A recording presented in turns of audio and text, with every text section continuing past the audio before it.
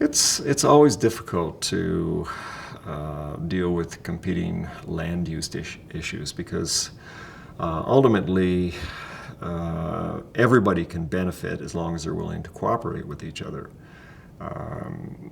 It's very nice to say that the Badlands of Alberta are most important for their dinosaur fossils, but if you're a geomorphologist who's interested in the study of Badlands themselves, you wouldn't agree with that necessarily. If you're somebody who studies,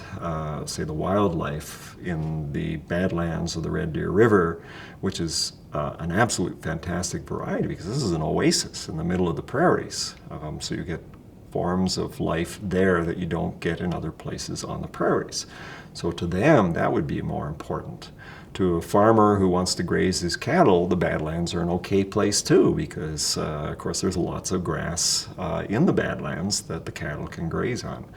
I think that all of us as people can communicate with each other, but sometimes when you have a pipeline, which is, of course, wants to cut through the Badlands because it's a shortcut from point A to point B, and it's the cheapest way for them to do it, if they're in fact destroying fossils and the Badlands themselves, and perhaps even the environments that the modern wildlife is living in,